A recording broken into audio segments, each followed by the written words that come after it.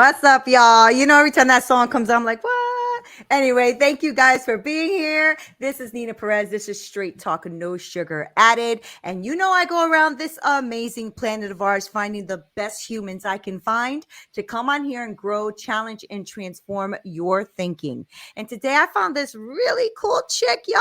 All right. She is redefining balance with a twist. She's the voice that ignites change and empowers you to live fiercely and unapologetically. All right. And with us today, we have Naketa. I want to introduce her to you. She is magnetic. She is the host of the Balance Boldly podcast and the Lazy Overachiever show. That is really cool. Naketa doesn't just talk the talk. She walks the walk. She is intentional and she's a best-selling author of Selfish: Permission to Pause, Live, Love, and Laugh Your Way to Joy.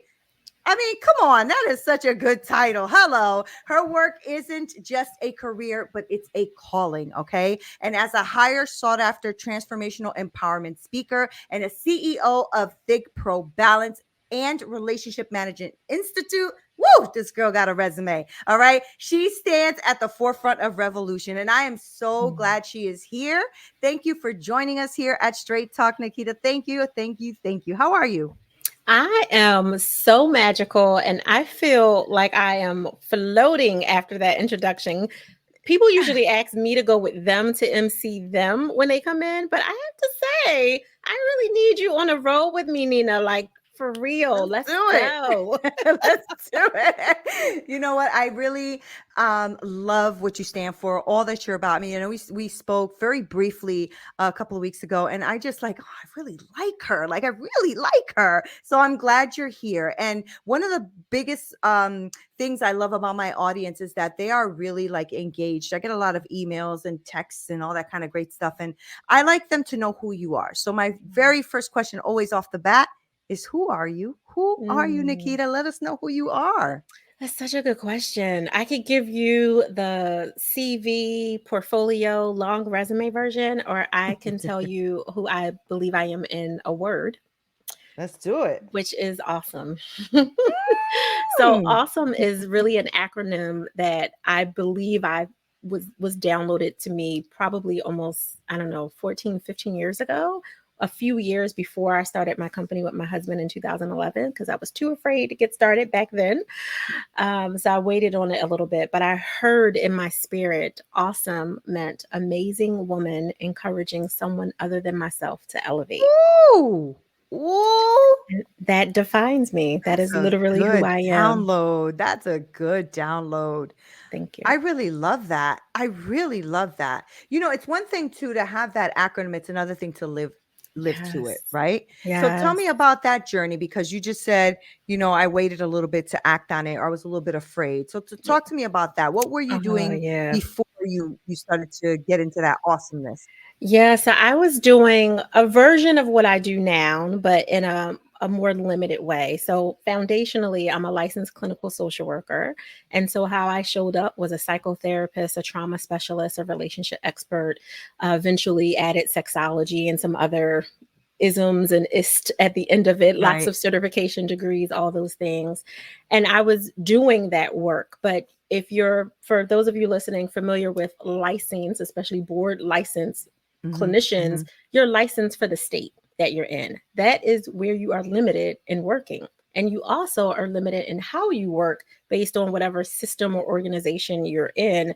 And I was in the system of healthcare. I was doing a lot of medical clinical social work. I was doing a lot of crisis work. So all of that kind of held me to working with people in a very specific way, that my insurance covered me, that those organizations were okay with you working that way with families. Don't you dare help them in any other way. Even if you really could help, you technically weren't licensed to do it, or their insurance at that organization didn't cover you. So I really felt limited. In addition to the 80+ hour weeks and having to work multiple jobs to have a normal income for what my family deserved to have, because as a clinician, you're not typically paid well either. Very similar to teachers, right? All of those things were really starting to make me feel like I was out of alignment. And I didn't understand, because I knew that I was walking in my gift from the perspective of serving people. I was a steward, a servant Mhm. leader. I'm able to walk as an empath in a very formidable way as a clinician and a trauma specialist. But things weren't adding up. The math wasn't mathing. I'm coming home Mhm. exhausted. I don't feel completely engaged with my family. I'm sitting there like, yes, I'm doing all the things, all the parties on the weekend, all the sleepovers, all the soccer and dance. Like I'm doing all the things that you're supposed to do as a 21st century parent, as a 21st century wife, but I didn't feel present.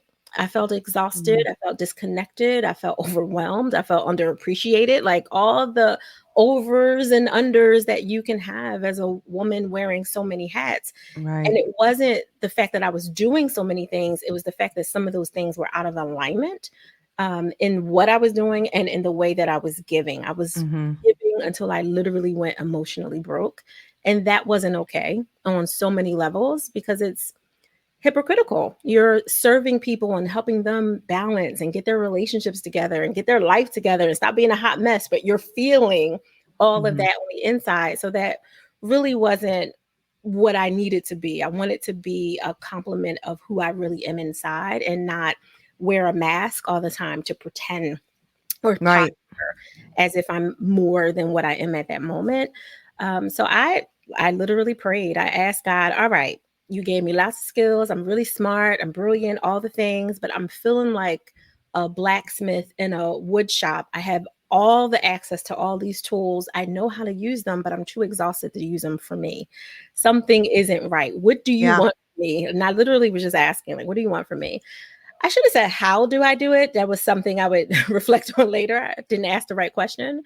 So I got a serious download of what, and I saw the institution. I saw this big magnanimous thing that was there that was all layers. It looked like a huge building, and I knew it wasn't a concrete vision like it was supposed to be a big hotel vision. It was showing me the layers in which I would grow Yeah. through, the way that I would support and serve in the world. And I saw certifications, I saw courses, I saw small intimate groups of people just as much as I saw larger audiences, kind of like lecture hall style.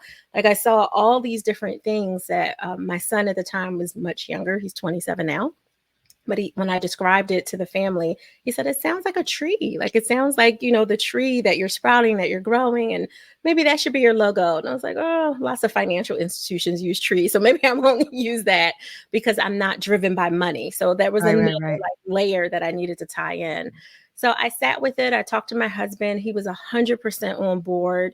And I was scared to death to Mhm. go from being an on the ground, like grassroots supported soul. I'm doing the work, knocking on doors, like I'm doing the things on the ground, to creating something that felt so much bigger than me. I really had a moment of, who do you think you are? Like, what do you think you're doing? Gosh. How Yeah. do you think you're going to do this?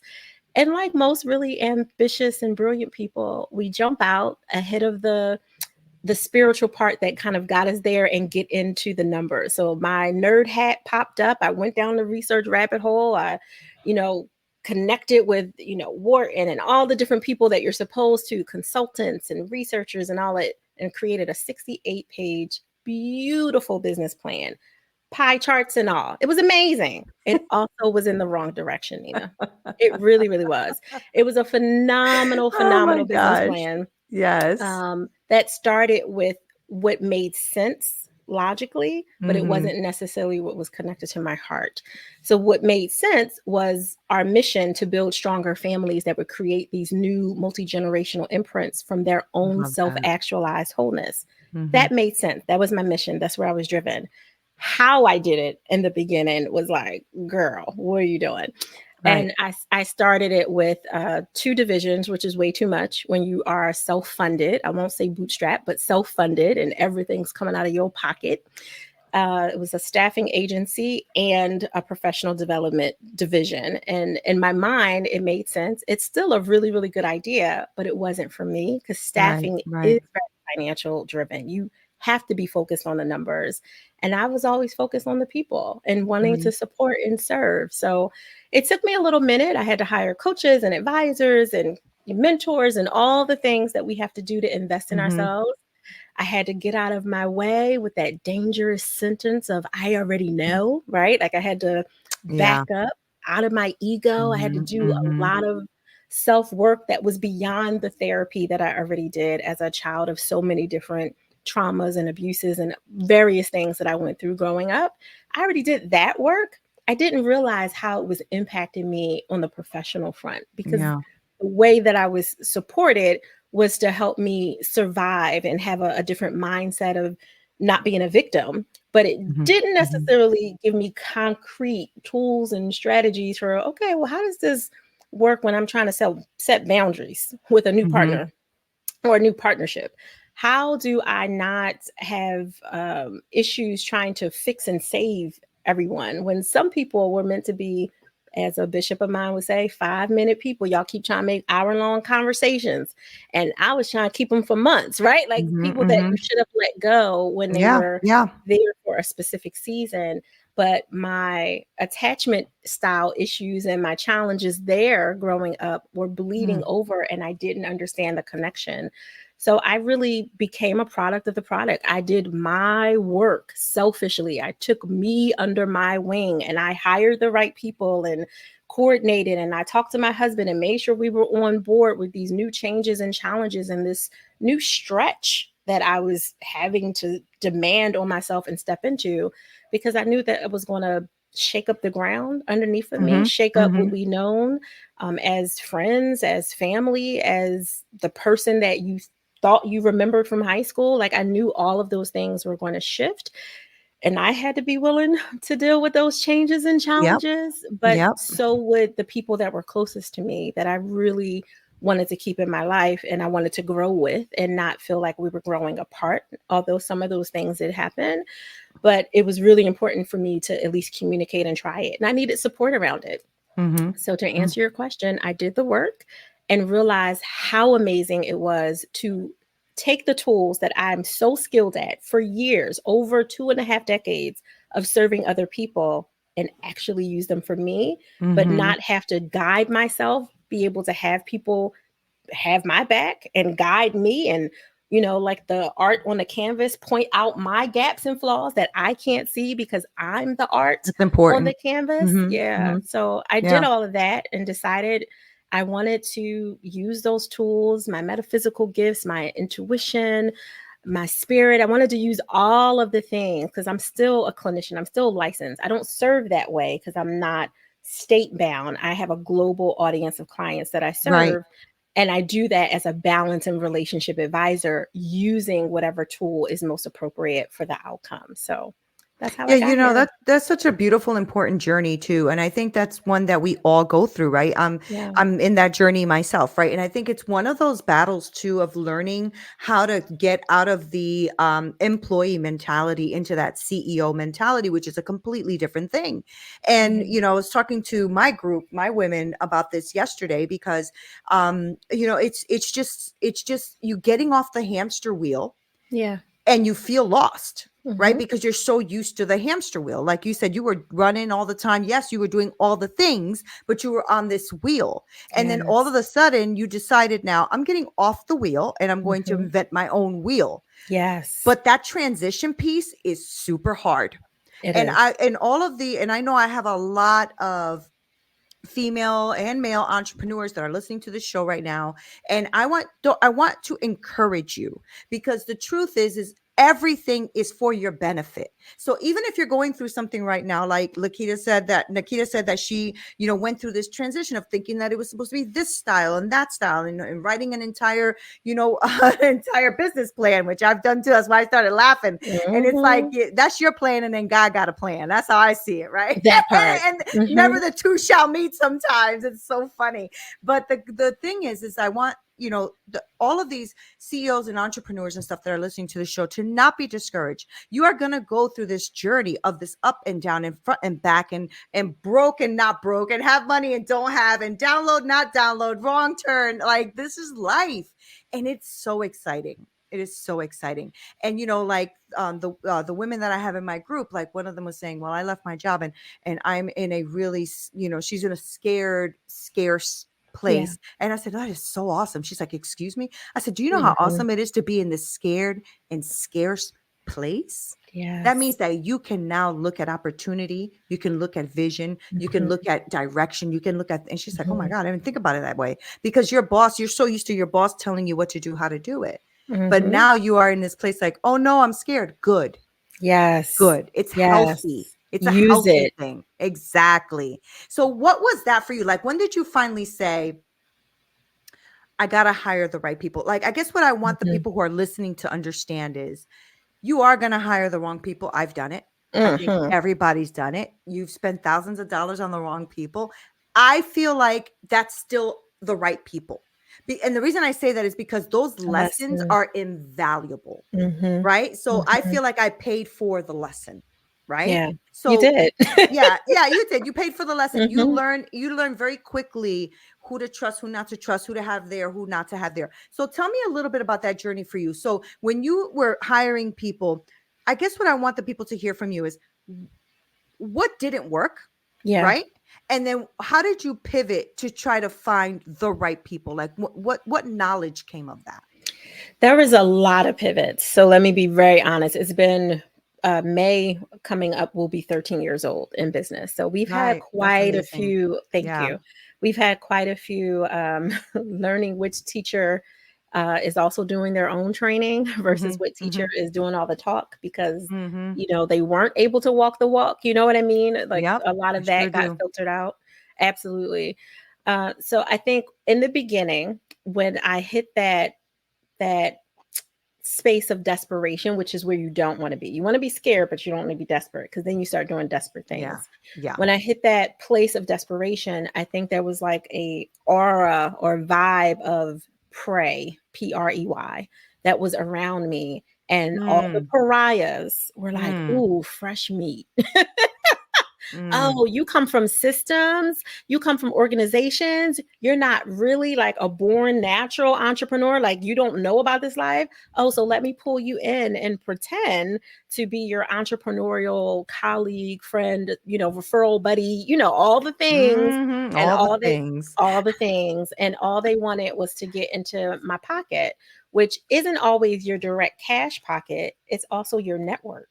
Yeah. And your network is very valuable, especially if you are someone like me who values relationships when we talk about business above everything. Mhm. Mhm. Relationships will always fund you in some kind of way because they will connect you, they will resource you, they will support you, they will give you the 30 minutes of like, let me give you some soundboarding time that maybe you don't have the money to pay for in that hour. Right. And then when you do, you can pay them back in referrals as well as cash and all the things. And my network is and was very valuable. And I didn't understand it at that time because again, being a therapist, I don't have to go seek anything. People call their insurance, they see me listed, Right, they right, right. come in the door, or they know the organization that I'm working with and they come that way. The organization does whatever marketing and advertising and all the things. I just have to be available and be ready in my gift, Mhm. in my skill Mhm. set, prepared. When you become an entrepreneur, I mean, do I need to say CEO stands for Chief Everything Officer? Like you Right. literally are doing Yes. every role, Everything. including cleaning the toilets if you have a Right. brick and mortar. Like you're Right. doing all the things. And I just did not know. Like physically, I was prepared to do so many of the things because I've been working since I was 12, 3, 4, and 5 jobs almost Mhm. Mhm. nonstop. When I became an entrepreneur, I put all of my focus in it. I was in the middle of my first doctorate degree. I did all my classes, had started my dissertation, and I even put that on hold so I could give it my full focus at that time. I was not prepared. I had no idea how many people would use my loving, giving, kind spirit Yeah.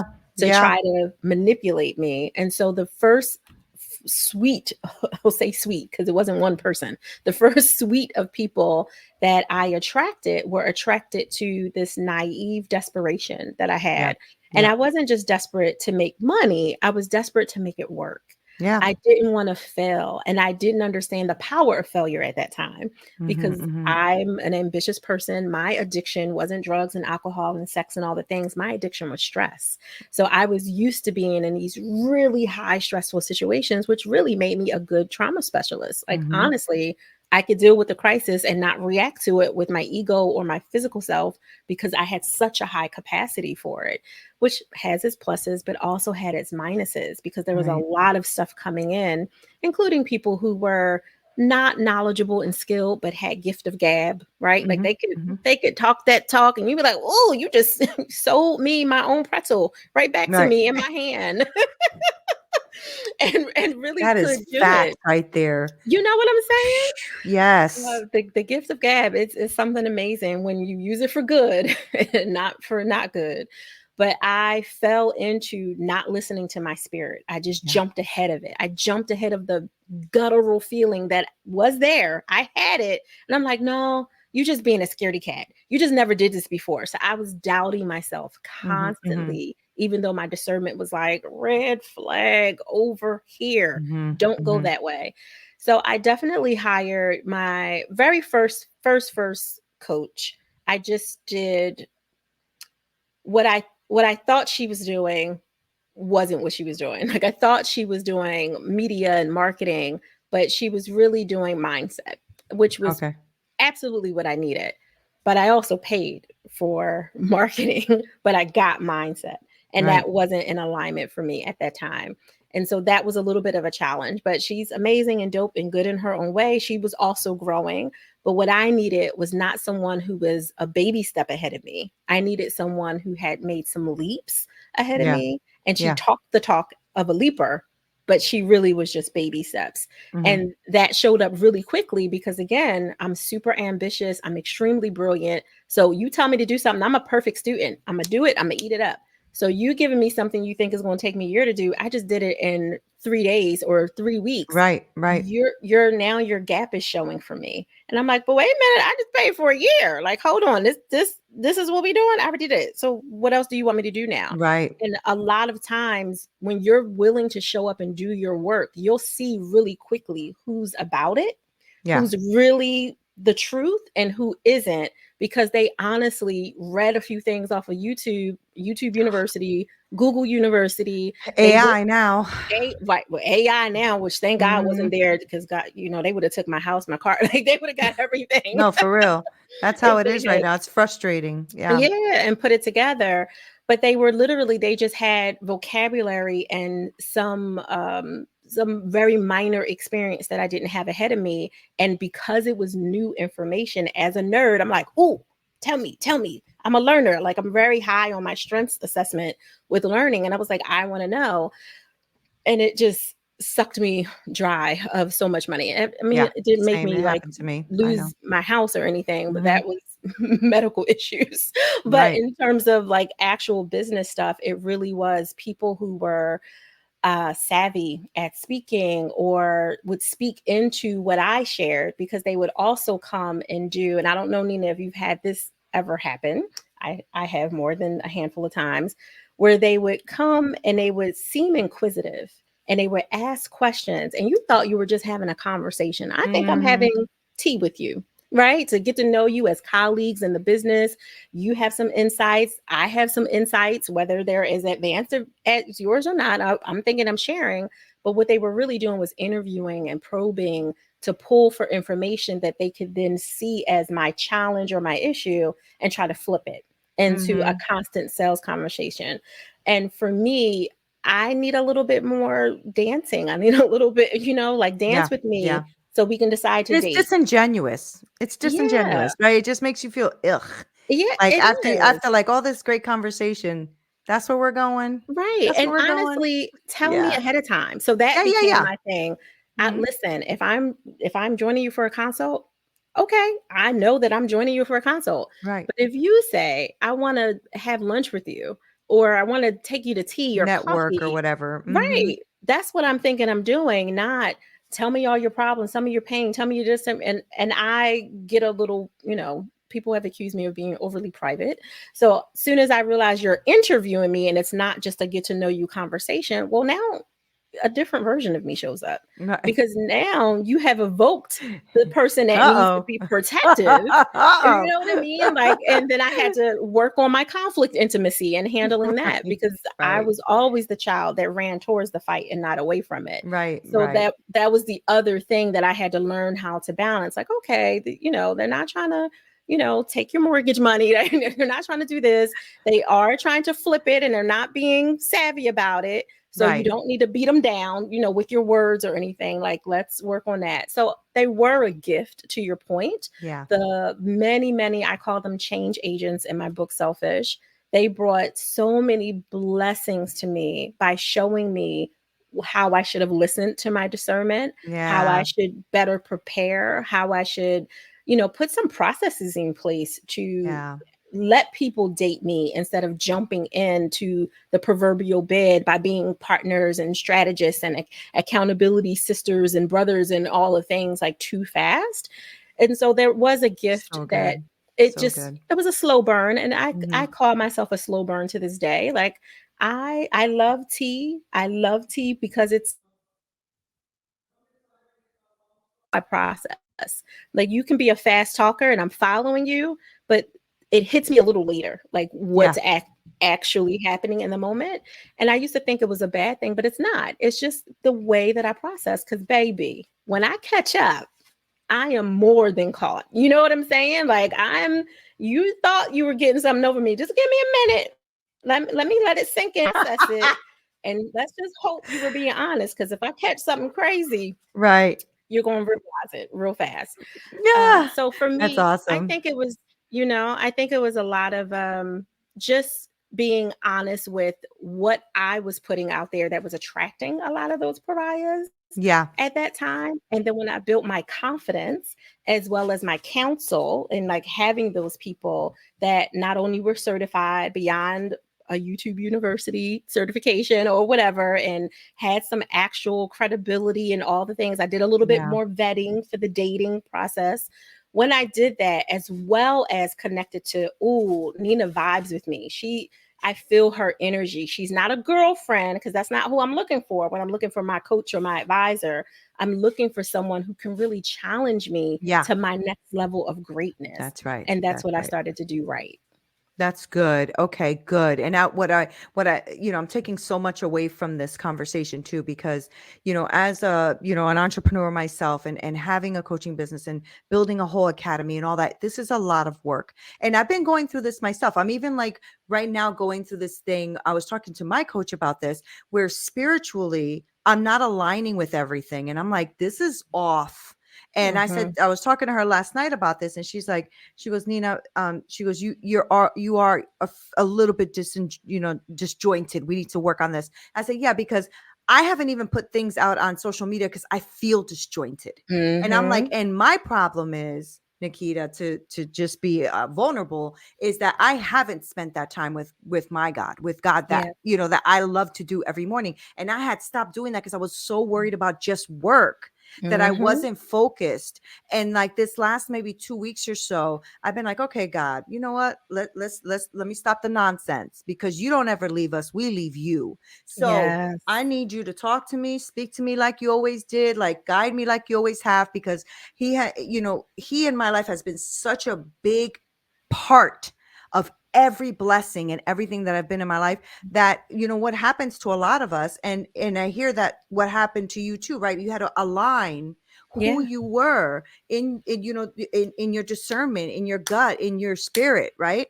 And it's funny Absolutely. because we can have all the degrees, and at Mm, the end of the day, if you don't have that spiritual connection and that guide, I don't care how many degrees you have.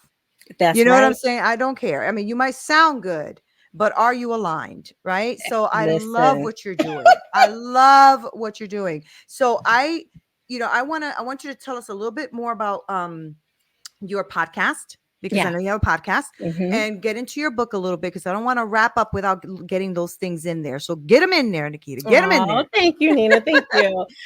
So first is the Balance Boldly for Ambitious Women in Business and a Few Brave Men. That's podcast number I one. love that. Thank you. We call it the BBP because our listeners started to, give it the little short acronym of the BBP.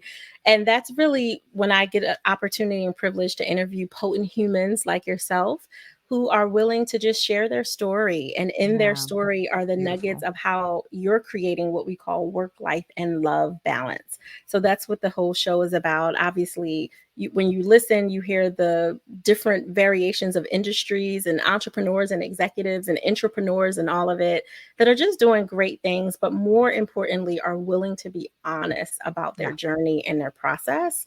And I do keep them safe. I won't let anyone talk about something that they forgot. We were so in the conversation, they were like, "Oh, I did not mean to say that on the recording." So Right. we're really, really careful with that. Yeah. But we do have a great, great time. And then The Lazy Overachiever, at the time of this recording, is our brand new show that's releasing in just a few weeks. I And love that that. one is, it's a little bit more of a coming into self. So for the BBP, which is where it all started for me with the balance of work life and love, because I'm a balance and relationship advisor, right? Like all of it, which is still very important work. There was this other side that was coming up as I was talking to potent humans like women founders and entrepreneurs and execs that were leaning too heavy on the overachiever and not as much in honoring their need for rest and relaxation and Mhm, rejuvenation. mhm. And for me, that's a huge important part of being awesome, is because if you are fully empty, it is very hard for you to edify and exalt God and edify any other human Yep, if that's a part of your purpose walk yep. when you don't have anything in the tank to do it. And first partaker here, and I started just like listening to like, what does that make me? What, because I'm someone who's really, really good at resting, and I wasn't always. I've become that way over the Oh, last 12 good, years of our good. business. I teach micro sabbaticals, how to do it, permission to pause, breaks, like all the things. I said, I think I'm kind of lazy. I'm a lazy overachiever, which is kind of how that came from, and I love it. obviously tongue in cheek on lazy, right? Like, Right. I just love that on. you get those Yeah. downloads, though, it's really cool. Yeah, Yeah. I listen, I don't take no credit for it. I Yeah. promise you, like no credit at all. But that show is more string of thought, if you will. Like it's almost like listening in on a conversation with me by myself. And there's some sprinkles of interviews in between with some really dope humans as well. And then Selfish was something that was really hard for me to write. Hmm. That book took me 8.5 years. I got the Wow. download about it about a month after I opened. At the time, we had a brick and mortar location of Fig Pro Balance and Relationship Management Institute. And I was like, oh, I think I should, probably should write a book in the next few years. I wondered what it'll be. And I prayed on it and I saw the title Selfish. And I literally had a whole meltdown. Like, what? I'm not selfish. Like I went through the whole thing and like what it is and It's all of so it. funny. Yeah. I was just so special, but God allowed me So to special. be, on this plane, and I researched it, and the ideology of the word is so damaging. It got into our lexicon because it was meant to literally hold back women, that we were Mm, considered selfish if we weren't going to give whatever our husbands needed or wanted mm. whenever they wanted it. I And didn't when know I that. found that out, I said, "Oh, you thought so?" Not today. So Right. I redefined it as a personal, intimate gift to create your joy your way. So now I say intentionally selfish. And I say that on purpose Yeah. because I don't want you to be in your ego or to be mean or unkind. I want you to intentionally create that space for you to do your work, for you to talk to Love it. God, for you to be self accepting, for you to self forgive, for you to just have fun and wiggle your toes if that's what you need to refuel. So it took me a long time to write it because I had to be really honest about why I wasn't selfish and what the narratives and scripts were that I was raised with about why selfishness is bad, but Yep. also honoring the first time I was selfish. I was 15 and I left my biological mother's home. She was addicted to substance abuse, as she still is to this day. And her disease was Mm. very, very rigorous. She was selling everything, including trying to sell me for sex, for drugs. And I knew I needed to save my life. But that meant leaving my younger brother, who was 3.5 at the time, in her care because I'm Mm. 15 and can't run away with a child. Right, Like there was right. nothing I could do. And that was the first selfish decision I made, but it was also the one that saved my life. So Yeah. That was And a part of probably the one book. of the hardest. That sounds really Absolutely. hard. Yeah, Absolutely. that sounds really hard. So when you're working with clients today, are you Yeah. focusing on trauma? Is that what you mainly focus on, or what are you working with clients with today? No. So which is the fun part, I get to play a lot. So as a balance and relationship advisor, when I'm working with power couples and what I call potent humans, like we were talking about earlier, or those bold organizations, everything is really honestly around amplifying intimacy. So as we're talking about intimacy and the 12 different variations of intimacy that exist, because it's not just sex and it's not just emotional, it's so much more than that. But as we're going down the different layers that are appropriate for maybe a couple does want to talk about their sexual and emotional and communication intimacy, where an organization is talking about more conflict intimacy, work intimacy, intellectual intimacy, and maybe how to really connect emotionally with their leaders, but in an appropriate way. Right. Where a potent human, a woman founder or an entrepreneur might really be out of touch with herself with play, which is aesthetic and recreational intimacy. So it really depends on where we That's are. But beautiful. thank you. In that work, trauma stories do come up. So my hat gets used a lot because Yeah. I'm able to see what's anchoring someone from being able to get to the place that they really want to be without breaking them in the Hmm. process. Breaking open is important, but you can't be broken by someone else. It Hmm. has to Hmm. be them breaking open Yeah. to have those micro shifts and all those epiphanies and downloads and things. So I'm able to use that. But trauma, I would say, is probably 20-ish% of the work that I do because of the things that come up naturally in Right. people being honest and vulnerable and bold enough to share where some of those, I call them love gaps, are in their mental process, in the way that they think. Sexual intimacy is probably honestly only 10%. People get really excited, like, oh, you're a sexologist too. Like we can, but then they get really nervous, like, oh my God, we're really going to talk about sex? Like, Right. yes, Right. Right. you're Exactly. 40, right? Like Yeah. we can talk about we can do that. It's totally okay. I I was promise. It's just safe. talking to my friend about this because we were talking about women and being Hmm. going to menopause and what that does to us Hmm. sexually and stuff like that. And I was saying to her, why don't you go see like a sexologist, like you and your husband go? She goes, what? All right, no. Hmm. I'm like, girl, you're 50. What are we Mm-mm. doing? I didn't tell you to go have It's sex with your sexologist. I told you to go have Nina, it's those scripts. I those mean, scripts. 50, 60, 70. You'd be surprised. Like people are very inhibited in Yeah, a yeah. instead of uninhibited. Like they are really shy. I was just doing speaking at a keynote engagement in North Carolina, and however it was related, because it was boardroom intimacy was the topic of the keynote, and all of our work is really from the bedroom to the boardroom. Right, Ultimately, like that's the intimacy we're amplifying in all right. the most appropriate ways to I whichever love that. version we're That's talking to. awesome. But I said something about orgasms, and a few women were like, "Oh, no one in that room was under 30." I'm just saying. I was like, And if you ain't okay. having orgasms, I feel so bad for you. But hey, Nikita, you are adorable. I wish you were Thank like nearby so I can like hug you. But I really, really love you. I love what you're about. I love what you're putting out in the world. I love how you are just like embodying who you are, but then also sharing that with others. And I just think it's such a gift. It is such a gift. Thank And I'm you. so grateful to God for giving you to us as a gift. So thank you for Thank you. being on Straight Talk. Thank you for talking to my audience and thank you for being just authentic and real. And I hope Mm, that all of you who are listening are just actually listening because there's so many gems that were dropped in this episode. And also the fact that, working with somebody like Naketa can be very beneficial to you and to what you are doing, not just in your corporations, but in your relationships with other people. Maybe an orgasm here and there can be discussed. I'm not sure. But you know what, Naketa? Thank you so much for coming on and dropping the gems. I'm really grateful. mm. I Appreciate am you. honored, Nina. Thank you for hosting and having me.